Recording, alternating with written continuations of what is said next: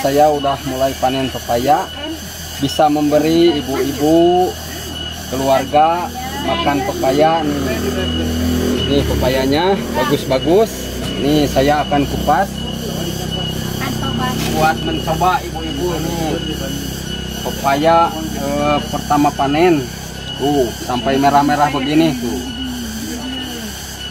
Ini usaha buat tambahan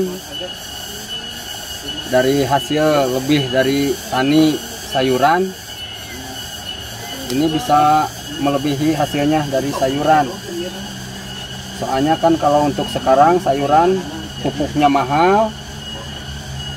Kalau pepaya cuman dipupuk satu kali, panennya berkali-kali. Bisa panen sampai 40 kali. Untuk pepaya aromanis ini nisnya pendek. Tuh, coba bisa dilihat di video ini, udah kelihatan pendek-pendek, udah ada yang kuning juga. Ini udah ada yang mateng, ini bagus-bagus. Alhamdulillah bisa menambah untuk penghasilan, bisa mengasih untuk ibu-ibu ini. Saya punya usaha sale pisang yang diproduksi oleh Nur Saidah nih buat ibu-ibu yang kerja. Alhamdulillah untuk sale pisang ini udah kurang lebih 10 tahunan ya dari awal. Nih coba ibu-ibu, dicobain dulu pepaya. Sok vitamin itu sale dapat pisang. Makasih panjang. Ya. Ya kalau mau lagi anak ini bisa ngambil bibitnya dari Odesa, ada pembibitan, asal nanamnya yang baik-baik, cara pengurusannya, pengolahannya harus disemprot juga lagi kecil, soalnya ada juga bereng putih yang suka menyerang pepaya. Nih coba lagi. Oh ibu ini lagi mules gak mau makan pepaya katanya. Ini yang ini aja lagi. Maunya makan apa?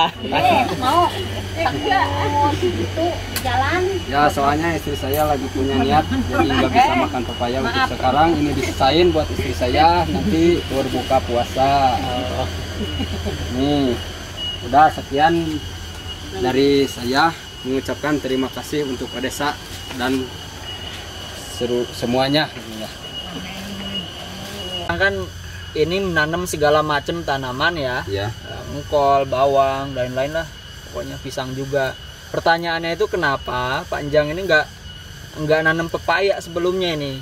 Soalnya bukannya nggak nanam gitu, tapi udah mencoba pembibitan, tapi selalu gagal.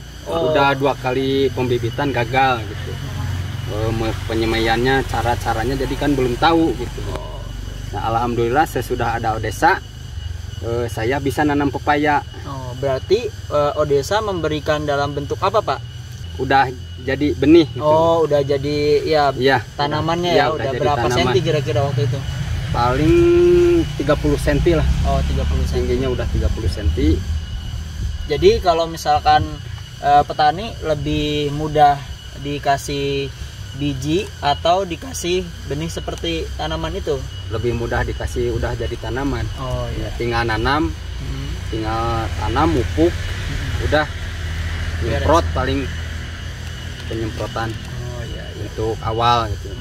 Jadi ya Bapak ini udah pernah berusaha untuk mau menanam pepaya dari biji gitu ya, disemai cuma gagal. Iya, gagal. Kali gagal, habis itu ya udah. Ya udah, alhamdulillah ada Odesa, ada program menanam pepaya. Saya ambil 100 pohon. Iya. Alhamdulillah udah mulai nih mau panen. Ya.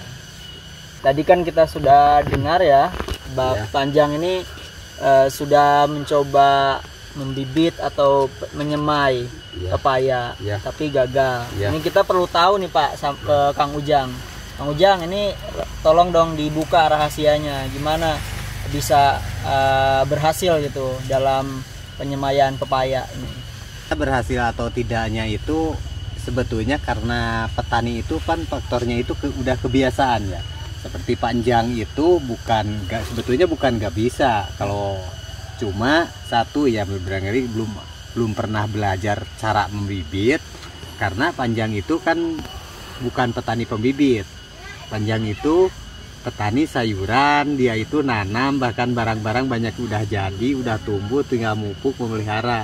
Jadi antara si petani pembibit sama si petani ladang itu beda sebetulnya.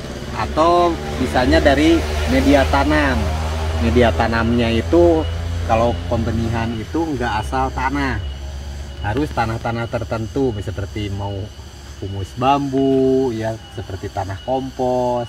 Dan kalau pakai tanah langsung dari kebun, biasanya unsur haranya udah kurang, jadi pertumbuhannya itu kurang cepat, bukan kurang cepat lagi, jadi kesuburannya kurang gitu. Jadi harus dari tanah-tanah tertentu ya. Kalau ngambil tanahnya itu tanah bambu. Kalau saya pakai tanah bambu atau humus bambu yang biasa saya pakai. Terus pupuknya harus pupuk yang udah matang, ya bisa difermentasi atau udah didiamin lama. Kalau pupuk kandangnya nggak asal pupuk gitu. Tapi kalau petani buat ladang itu, kalau pakai pupuk kandang itu asal pupuk kering kan, ya panjang gitu, asal kering. Tapi kalau pembibitan bukan nggak asal kering. Jadi ya kalau bisa fermentasi harus difermentasi, kalau enggak harus didiemin. Udah misalnya ada 1 tahun itu, tapi dengan diolah kondisinya, itu akan fermentasi dengan alamiah, harusnya gitu. Sebetulnya kalau panjang dicoba diulang mah kesananya jadi biasa deh. Nah, kalau begitu keadaannya berarti kita harus mengadakan kursus pembenihan pepaya nih Kang Ujang ya. Jadi tahun ini kita bisa mengadakan ya 15 orang, 20 orang itu ya, peserta yang bisa mengikuti pembenihan pepaya, agar petani-petani ladang ini punya pengalaman dan punya bekal ilmu untuk praktek dalam penyemaian pepaya gitu.